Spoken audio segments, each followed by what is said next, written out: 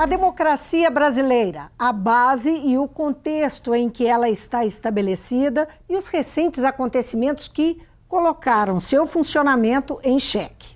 Essa reflexão está no livro Democracia em Crise, o Brasil Contemporâneo, um lançamento do NESP, o Núcleo de Estudos Sociopolíticos da PUC Minas. A obra reúne artigos de diversos estudiosos das ciências sociais, ciência política, comunicação e filosofia, e abre um debate para tentarmos entender esse momento da nossa história.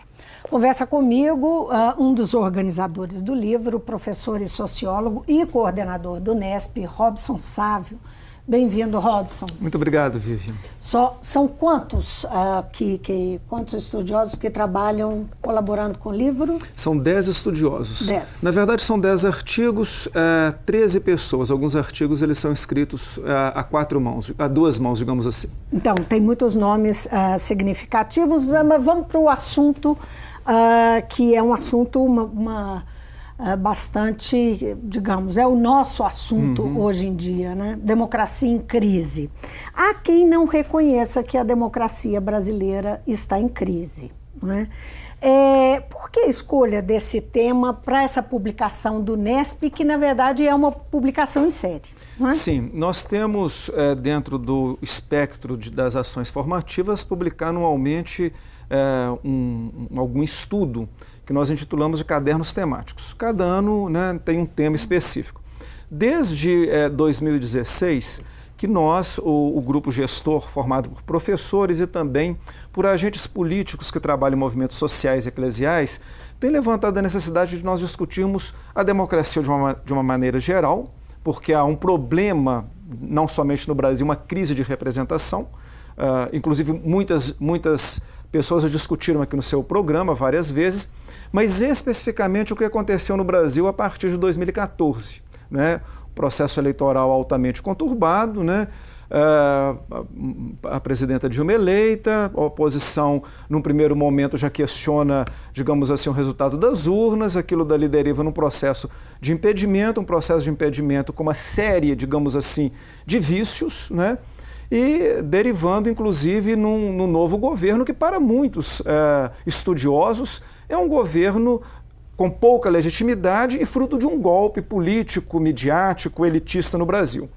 Então, na verdade, nós queríamos entender a partir de várias perspectivas, por isso o livro traz, como você disse na introdução, artigos de constitucionalistas, filósofos, historiadores, cientistas sociais, cientistas políticos, economistas, várias perspectivas do que está acontecendo no Brasil nesse último período e quais também as relações desses acontecimentos com o cenário mais amplo da crise democrática em geral. Agora, o livro fala da base da nossa democracia e faz uma referência a um aspecto social muito grave, né, do país, que é a desigualdade. Chama a atenção para isso. Como é que essa questão influencia, né, determina mesmo a forma como se constitui a nossa democracia? Como é que o livro trabalha essa relação? E são vários os autores que trabalham essa perspectiva, né? Por exemplo, o professor Maurício Abdala, que é um filósofo da Universidade Federal do Espírito Santo, ele discute muito o que é a democracia, que conceito é esse, como ela surgiu. E mostra que desde a sua origem na Grécia Antiga, nós temos um problema democrático, que é o seguinte: aquele grupo maior, que é o grupo, no caso atual dos trabalhadores e que no outro momento eram os escravos, eles estão fora do processo, né? Porque se eles participarem ativamente do processo, ele desequilibra um pouco essa relação de poder que as democracias, principalmente na sua vertente do capitalismo, ele conclui, traz, digamos assim, esse viés de governos muito elitistas, apesar de uma série de regras procedimentais que dão a entender, digamos assim, de que a democracia, todos os cidadãos escolhem os governantes e os governantes são frutos das escolhas gerais. Mas o voto não é, no caso do trabalhador hoje, uma forma de interferir no processo de decisão? Pois é, mas aí, por exemplo, outros dois filósofos, o padre Márcio Paiva e o José Lino, e também o constitucionalista professor José Luiz Quadros Magalhães, mostra, por exemplo, que existe uma série de regras eleitorais que, na verdade, faz com que, por exemplo, elites políticas nos partidos e outros fatores como o poder econômico desviem, digamos assim, a igualdade do voto. Ou seja, o caso brasileiro, ele é emblemático, quer dizer, nós temos uma série de regras do procedimento eleitoral, né, que faz com que, digamos assim, a maioria daquelas pessoas que competem, elas não tenham condições objetivas de chegar no poder, né, o que a gente chama, inclusive, brincando na época da eleição, dos candidatos alavanquinhas. Ou seja, aquela quantidade de candidatos que os partidos organizam, mas que vão conseguir, através de coeficiente eleitoral e outras armadilhas eleitorais, transferir votos, né, para os líderes, né, as elites dos partidos e aqueles que têm mais condições. Isso, por exemplo, é um problema da democracia representativa, né? Não é à toa que as pessoas sempre dizem, eles não me representam, porque quando você vê, né, uma Câmara de Vereadores, uma Assembleia Legislativa, um Congresso Nacional, você vê a diferença entre aqueles que estão lá e a diversidade da população. Em quaisquer questões, na questão socioeconômica, étnico-racial, geracional, na questão que é fundamental, né, na questão dos grupos de interesse que lá estão representados. Né? Agora, me chamou a atenção um aspecto dessa questão da desigualdade que foi abordada no livro de forma comparativa, mostrando que a elite brasileira lidou diferentemente em relação à elite inglesa. Inglesa, exatamente. Né? O comportamento foi um pouco diferente. Eu queria que você tocasse nessa questão, porque é muito interessante, me chamou a atenção. Né? A professora Leia Souck, que é da PUC Minas... Só fazendo uma observação, existe uma frase famosa atribuída ao Sérgio Porto, que o brasileiro nunca teve uma elite à altura. Vamos ver se encaixa aí nesse raciocínio. Mas então, a professora Leia, ela faz uma comparação entre um pouco a democracia que aconteceu, o que acontece no Reino Unido, né? E o que aconteceu no Brasil através do estudo do Marshall, né, que é um estudioso famoso e que sempre o desenvolvimento democrático passa um pouco pelo estudo dele. Né? O professor Vanderlei Guilherme dos Santos tem estudos sobre ele, Zé Murilo de Carvalho. E a Lela mostra o seguinte, parece que há um certo consenso, né, na arquitetura da democracia inglesa, cujo Marshall é o principal, digamos assim, teórico, que a democracia ela só é possível se concretizar se você, de alguma forma, diminuir um pouco as desigualdades. Porque quando você tem imensas desigualdades, o ideal democrático não se concretiza. E a professora Leia, então, ela usa, digamos assim, uma tese de que será que lá eles conseguiram, por exemplo, com a construção do chamado bem-estar social, né, com um nível de igualdade que as pessoas elas conseguem acesso ao Estado, às políticas públicas, o que aqui nós não conseguimos? Né? Quer dizer, nós temos um problema aí, o alto nível de desigualdade, e tantos outros autores da ciência política trabalham com isso, produz o que nós chamamos de uma subcidadania. Ou seja, o que nós podemos ver, por exemplo, no caso brasileiro? Nós temos uma classe média que ela consegue acessar direitos, o Estado, as políticas de uma forma, mas uma imensa massa de trabalhadores que está apartada. Quando você tem políticas distributivas de ações afirmativas que melhoram um pouco a condição daquilo que o Gessé chamou que no seu programa de ralé, né, que melhora, parece que começa a ter uma desestabilização dessa democracia que os lugares estão definidos. Ora, democracia que os lugares estão definidos, não adianta nós da ciência política chamarmos de democracia de baixa intensidade. A ideia é que não há democracia. Quer dizer, a questão que está sendo colocada é isso. O nível de desigualdade é tão grande que não dá para se falar, de fato, de uma democracia onde todos têm direitos iguais. O livro toca também numa outra questão, que é uma questão que está sempre aí na ordem do dia, até porque ela está explícita, que é o papel da mídia em todos esses, a força do papel da mídia nesses acontecimentos recentes. Como é que é a abordagem no Democracia em Crise? Olha, eu destacaria dois artigos importantes. Um do jornalista João Paulo Cunha, que fez um estudo, inclusive parte dele em comemoração ao Sindicato dos Jornalistas aqui de Minas Gerais. E esse estudo ele é muito feliz em mostrar que, ao longo do tempo e nos últimos tempos no Brasil, a mídia empresarial tem produzido uma espécie de um discurso único. Ora, ao produzir um discurso único, ela vai interferir fundamentalmente, digamos assim, na percepção do eleitor e do cidadão e distorcer, eventualmente, fatos. Por quê? Porque numa sociedade tão plural como a nossa, é preciso que apareça diversidade, inclusive no campo político.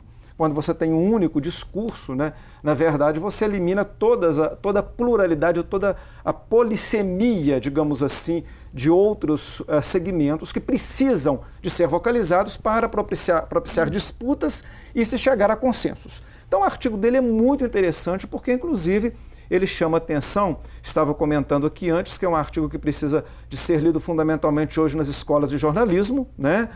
Fundamental para o estudante, nós trabalhamos com formação política, então esses artigos foram pensados também para os estudantes, né, das várias áreas, que precisam de entender, né, o compromisso ético do jornalismo. Né? Nós não podemos ter um jornalismo que determina a opinião, né? Aquilo que se convencionou chamar de que a opinião publicada passa a ser a opinião pública. Né? Isso é muito ruim. Aliás, um dos critérios da democracia procedimental é a pluralidade de informação e de vozes.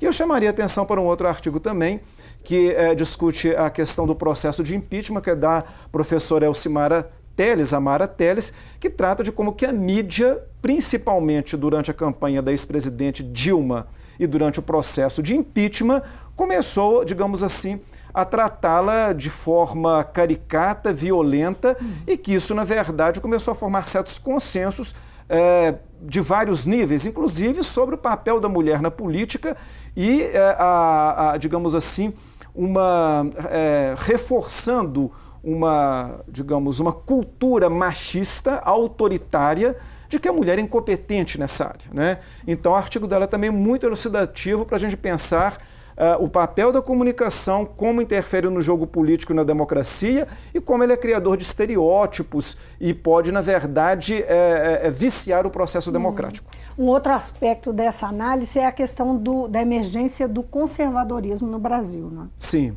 é um artigo muito interessante do professor Rudar Rissi, né, que também é frequentador desse programa, e ele faz uma distinção entre o pensamento conservador de base, digamos assim, moral, e o pensamento político conservador.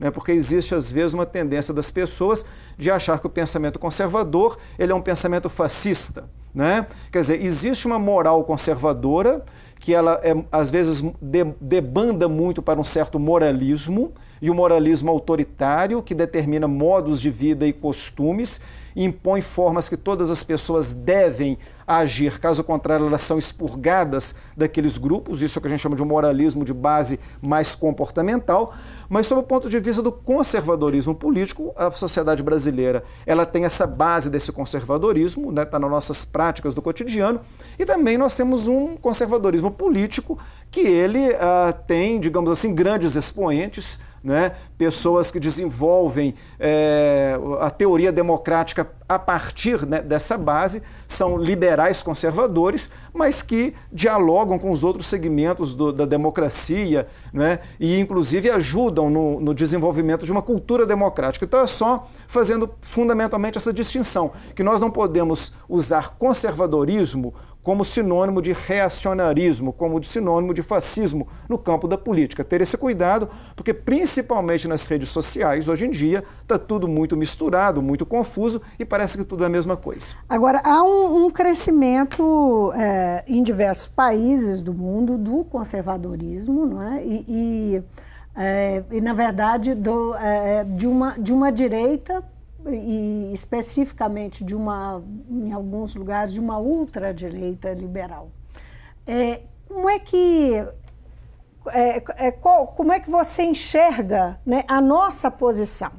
Porque isso não é dizer que a emergência da direita no Brasil é uma coisa nossa. Não é. Né? Mas como é que você separa e aproxima essa situação do Brasil em relação a outros países do mundo? Eu posso até, para começar essa nossa conversa, trazer um outro artigo, né, que é da professora Kátia Gerabi, que é uma historiadora da UFMG, que trabalha um pouco com os think tanks, né, que são aqueles grupos formadores de opinião, e que, principalmente em países em desenvolvimento e países subdesenvolvidos, trabalham formando lideranças, né, do mundo político, do mundo da justiça, através de ideias muito conservadoras e que ela chama, inclusive, de um ultraliberalismo, né? Ou seja, uma tentativa, por exemplo, de formar formadores de opiniões com dinheiro norte-americano, fundamentalmente, né? Interferindo em vários países, e essas organizações elas são capitaneadas, o dinheiro vem de grandes empresas transnacionais, multinacionais do petróleo, bancos e tal, e que forma, na verdade, segmentos de um liberalismo, de um pensamento conservador radical. Nesse sentido, sim, nós temos grupos que, e no Brasil, talvez grupos nós conhecemos, vamos dar nome a alguns bois, por exemplo, o MBL, né, que trabalha nessa perspectiva de um pensamento altamente ultraconservador, que não trabalha na perspectiva de uma democracia que integre grupos sociais, pelo contrário, uma democracia que exclui determinados segmentos, utilizando uma série de indicadores ou de, digamos assim, de critérios muito questionáveis na nossa realidade. Por exemplo, ao usar o critério da meritocracia numa sociedade altamente desigual, um sem número de pessoas estão fora de qualquer processo democrático de participação. Eu gosto de brincar que uma coisa é você colocar para competir carros de marcas diferentes, mas mais ou menos da mesma potência, né? Quer dizer, o mérito do mecânico e do motorista que vai fazer com que um ganhe a corrida. Outra coisa no Brasil é você colocar uma Ferrari, um Fusquinha, um jumento e uma tartaruga e achar que todo mundo tem a mesma competição da disputa. Quer dizer, em níveis imensos de desigualdade, a meritocracia acaba sendo uma violência em relação a determinados segmentos que estão excluídos. E esses grupos utilizam, por exemplo, esse tipo de argumento, né? Agora, isso vai reverberar eleitoralmente? Esse crescimento desse tipo de pensamento no Brasil, que não é exclusivo, mas há, inclusive no livro, referências a isso, há interesses internacionais, há uma percepção de que há interesses internacionais, inclusive investindo para que haja cresça aí esse tipo de pensamento. E que isso interfira no jogo eleitoral, naturalmente. Sem dúvida. E aí nós temos um outro artigo, por exemplo, do professor Otávio Dulce, que ele faz a comparação do que aconteceu nos Estados Unidos com a eleição de Trump e o que aconteceu no Reino Unido com o Brexit, né? Que é a saída do Reino Unido da União Europeia. Ou seja, há uma onda conservadora, né, que ela varre a Europa, os Estados Unidos, mas que em países como o nosso, que, digamos assim, cuja cultura democrática está um degrau abaixo, isso tem uma repercussão muito maior. Por quê? Porque nós temos uma série de variáveis que corroboram, digamos assim, a dificuldade de se discutir isso amplamente em termos da participação social. Uma mídia altamente empresarial, oligopolizada e que trabalha numa perspectiva de um pensamento único. Elites políticas tradicionais e que não se abrem, digamos assim, à renovação. Nessa a gente fazendo estudos comparativos desde o processo de redemocratização. Um poder judiciário, né, que ele, na verdade, é um óbice, digamos assim, para a democratização de outros setores da vida pública, à medida em que criminaliza determinados segmentos políticos em detrimento de outros. Quer dizer, uma realidade como a nossa, ela é claro que ela vai exacerbar ainda muito essa questão e essas diferenças, e nós sabemos que isso vai ter impacto no processo eleitoral, né? Sem contar outros fenômenos que vocês já discutiram, inclusive aqui no mundo político, como a questão, por exemplo, hoje das chamadas fake news, a utilização de robôs nas eleições que produzem uma série de informações e o eleitor, que ele não está politizado para, digamos assim, trabalhar melhor as informações que chegam, ter escolhas mais tranquilas, né? E um dos critérios, repito, da democracia é a possibilidade da pessoa, tendo várias informações, poder discernir. Então, quer dizer, nós temos uma série de elementos constitutivos da nossa democracia historicamente frágil, que numa situação de ruptura política, de enfraquecimento das instituições, né, de um alto nível de competição entre atores e criminalização entre atores políticos, de uma ação muitas vezes discricionária da justiça. Quer dizer, essa quantidade de situações, certamente elas deverão interferir e interferir muito no processo eleitoral desse ano. Em que medida a política do governo Temer, ela coincide, ou mais do que isso, corrobora com esse cenário, não é? Em que papel tem o governo, né, nesse cenário? Olha, o governo federal, no nosso modelo de governança, em que há uma imensa centralização, primeiro no executivo. E no caso do Brasil, é um federalismo no qual a União tem uma precedência enorme em relação aos demais entes. É claro que quem está lá no Palácio do Planalto, ele tem um poder de pauta tremendo. No caso do governo Temer, eu sempre tenho dito, alguns autores, inclusive aqui concordam comigo, que nós observamos que desde a sua assunção ao poder, nós temos uma espécie de um amalgamento dos três poderes num único poder. O que traz um outro problema para a gente pensar em democracia. Porque a democracia, a base democrática, os três poderes eles devem ser autônomos e devem se equilibrar. Né? O que nós estamos observando, principalmente no último 1 ano e meio, é que os três poderes estão altamente amalgamados, digamos assim, estão muito sólidos. Isso vale para o judiciário? Certamente, eu não tenho dúvida nenhuma que hoje o Poder Judiciário no Brasil, ele é parte constitutiva dessa agenda que eu diria neoliberal, para alguns é uma agenda ultraliberal, que tem a ver com uma série de reformas, inclusive constitucionais sem delegação para tal, que precariza o mundo do trabalho e favorece elites econômicas, o capital internacional, o capital rentista, e nesse sentido sim, isso está muito conectado a essa onda global, né, que ela se espraia a partir do recrudescimento do neoliberalismo na década de 80, tem um impacto de alguma forma no Brasil no início do governo Fernando Henrique Cardoso, depois com os governos posteriores um estranhamento, mas que volta com toda a força nesse momento atual. Agora, o que explica, aí é só para a gente complementar essa ideia e essa questão do judiciário, porque o judiciário tem tamanho protagonismo e tem sido foco não só da atenção, mas também de críticas da sociedade, mas o que explica o nosso judiciário, o judiciário brasileiro, é estar tão identificado com um pensamento específico, não é? E um pensamento que é de quem hoje detém o poder político, o poder econômico, e que está mais alinhado, digamos, com a elite do país. Bom, historicamente o judiciário sempre foi um poder muito conservador, né? Se nós fizermos um estudo, por exemplo, sobre o Supremo Tribunal Federal, nós observamos isso. As elites do judiciário sempre foram as elites da chamada Casa Grande. Os filhos dos empresários, os filhos dos ricos, né?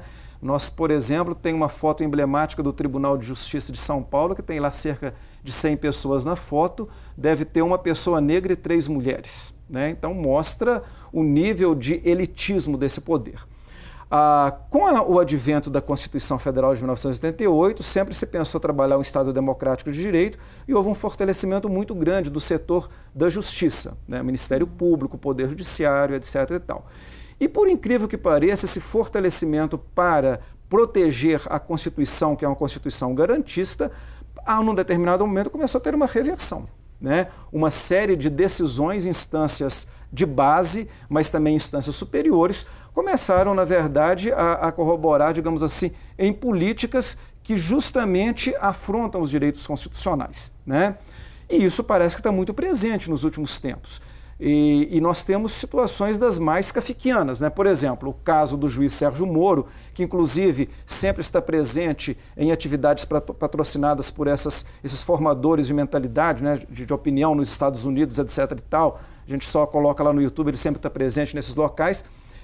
Esse juiz de primeira instância, ele tomou uma série de atitudes que são, digamos assim, proibidas para um juiz da base e não foram, por exemplo, reformadas, né? E ele hoje é espécie de um grande mentor ou um grande líder dos segmentos mais conservadores da sociedade e não tem tido dos órgãos superiores nenhum tipo de correção. Pelo contrário, né? É muito elogiado pelos seus pares. Então, nesse sentido, a gente tem que pensar esse quadro mais amplo, né? Quer dizer, o judiciário no Brasil, ele sempre ficou, digamos assim, livre, por exemplo, do que aconteceu na ditadura, né?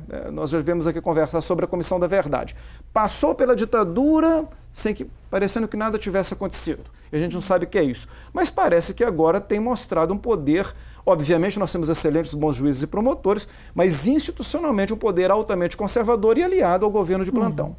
Eu não posso terminar a entrevista, apesar do nosso tempo estar curto, sem te pedir para responder numa palavrinha bem rápida se o livro aponta alguma direção, uma luz no fim do túnel, se tem alguma abordagem pensando, nos projetando para o futuro e o que a gente pode esperar dessa democracia em crise. Sim, cada um dos artigos ele propõe de alguma forma primeiro uma reflexão, porque nós partimos da ideia de que formação política, a primeira coisa é a pessoa poder refletir sobre o objeto que ele está estudando, a sua própria vida, as relações políticas, mas sempre apresentando alguma forma, por exemplo, de saída. Uma das formas apresentadas por esse livro é destacar uma série de ações que têm acontecido no Brasil nos últimos 2 anos, de fortalecimento dos movimentos sociais, movimentos étnicos, os movimentos geracionais como um contraponto, uma mídia alternativa potente que tem surgido para produzir uma nova narrativa, entre outras questões, o que mostra que ainda, né, há esperanças e há boas saídas. Robson, foi um prazer tê-lo no mundo político mais uma vez. Eu agradeço muito, Vivi. Muito obrigado. Muito sucesso com esse trabalho tão importante do Núcleo, né, de Estudos Sociopolíticos da PUC Minas. Muito obrigado.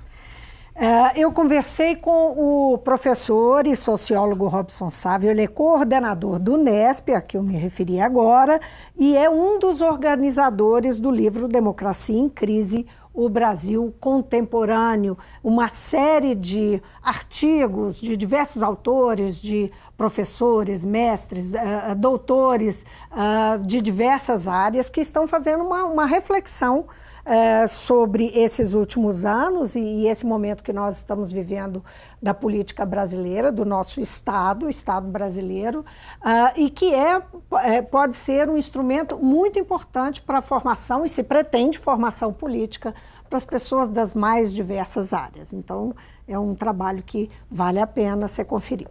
O Mundo Político fica por aqui. Obrigada por nos acompanhar e até o próximo programa.